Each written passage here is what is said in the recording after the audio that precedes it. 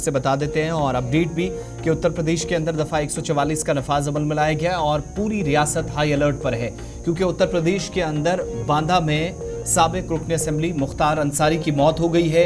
हरकत कल्ब बंद होने का हवाला दिया गया और आज आबाई शहर के अंदर तदफीन होगी मुख्तार अंसारी की। मौत के बाद यूपी में हाई अलर्ट है और पूरे खिते के अंदर फोर्स मुख्तलिफ मकामात पर लगाई गई है और सिर्फ इसलिए ताकि किसी भी तरीके से, चूँकि आज नमाज जुमा की अदायगी भी होगी और अमन कानून की सूरत हाल भी किसी इलाके के अंदर कोई ख़राब करने की कोशिश ना करे।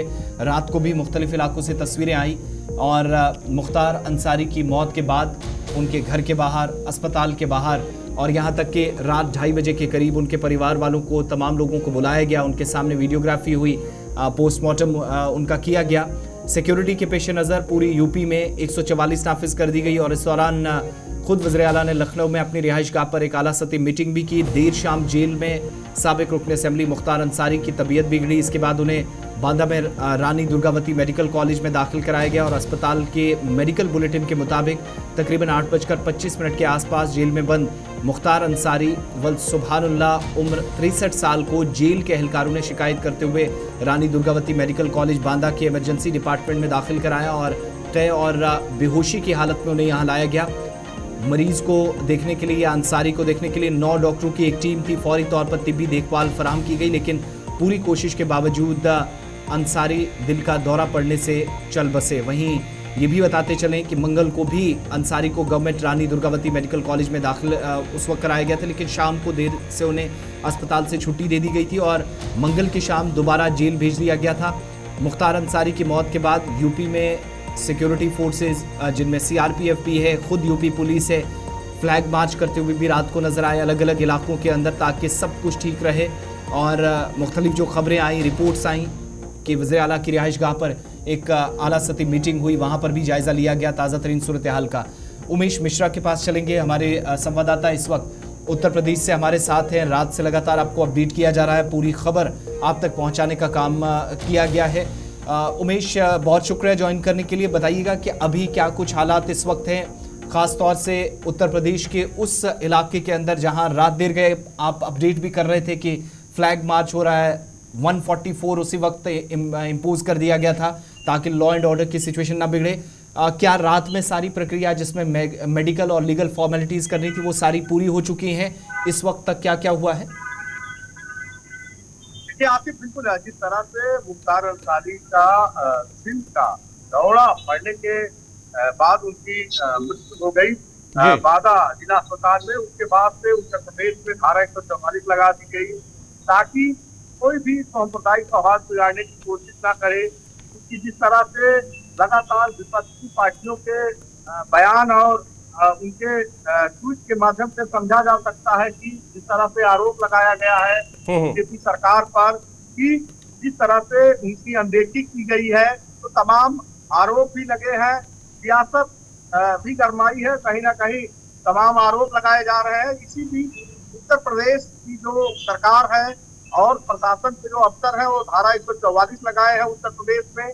कोई भी कहीं पे भी अपनी घटना ना हो, इसकी लगातार मॉनिटरिंग की जा रही है। खासकर आसिफ, मऊ, गाजीपुर, वाराणसी, आजमगढ़, पूर्वांचल का जो जिला है वहां पर विशेष सतर्कता बरतने के निर्देश हैं।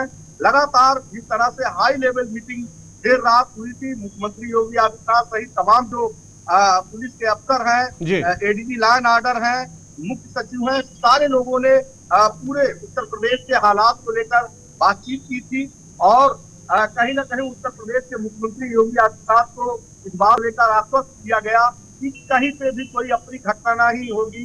इसकी पूरी तरह से मॉनिटरिंग की जा रही है और कहीं ना कहीं जो निर्देश हैं उन निर्देशों का कितना कुछ अनुपालन हो रहा है, इस बात की मॉनिटरिंग खुद पुलिस मुख्यालय से लगातार किया जा रहा है। और जो अभी मौके पे जो सूचना मिली है वो सूचना ये है आसिफ की बांदा में जो उनके परिवारजन है वो पहुंचे हैं। जो पोस्टमार्टम की जो पूरी कार्रवाई है वो जा रही है और सबसे बड़ी बात यह है कि पोस्टमार्टम की जो प्रक्रिया है जब वो की जाएगी तो वीडियोग्राफी होगी।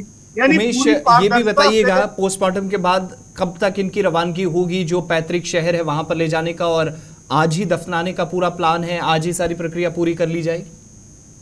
देखिए आसिफ, बिल्कुल जो तैयारियां हैं वो लगभग मुकम्मल कर ली गई है। जिस रूट से यानी बादा से गाजीपुर का जो रास्ता तय करना है, उस रूटों पर कहीं ना कहीं जो प्रशासनिक पुलिस है, जो प्रशासन के लोग हैं, पूरी तरह से मुस्तैद है कि जब डेड बॉडी लेके बादा से मुख्तार अंसारी का जो गाड़ियों का प्रशासनिक जो काफिला है वो जब निकलेगा तो कहीं ना कहीं जो रूट है वो पूरी तरह से क्लियर रहेंगे और कहीं कोई समस्या ना आए। इस बात को लेकर उत्तर प्रदेश में एक चीज की मॉनिटरिंग की जा रही है। लगातार प्रशासनिक अफसर इस बात को लेकर मॉनिटरिंग कर रहे हैं। उमेश एक ये भी जानना चाहेंगे, ये भी माना जाता है कि जो मुख्तार अंसारी हैं उनकी तबीयत 2 रोज कबल भी खराब हुई थी, जिसके बाद उन्हें अस्पताल दाखिल किया गया और अस्पताल के बाद ही उन्हें फिर छुट्टी दी गई है। लेकिन ये माना जाता है, जो इल्जाम लगाया जा रहा है कि उनकी तबीयत खराब होने के बावजूद भी उन्हें सही तरह से जो ट्रीटमेंट डॉक्टरों का है वो नहीं मिला है। देखिए यही आरोप परिवारजन लगा रहे हैं कि जिस तरह से उनका समुचित इलाज होना चाहिए था वो इलाज नहीं मिल पाया है। 2 दिन पहले जिस तरह से मुख्तार अंसारी की तबीयत खराब हुई थी बादा जिला जेल में, उसके बाद उनको चिकित्सीय जो सहायता है वो बादा जिला में उनको दिया जा रहा था और लगातार जो उनके परिवारिक जन है आसिफ, वो इस बात को लेकर आरोप लगा रहे थे कि जो शासन है, प्रशासन है, वो पूरी तरह से उनके स्वास्थ्य का ख्याल नहीं रखा जा रहा है, अनदेखी की जा रही है। इस तरह के आरोप लगे हैं और सबसे बड़ी बात यह है कि जो उनके परिवारजन हैं वो भी बादा पहुंच चुके हैं। जो पोस्टमार्टम की जो कार्रवाई है कुछ देर बाद बिल्कुल शुरू हो जाएगी।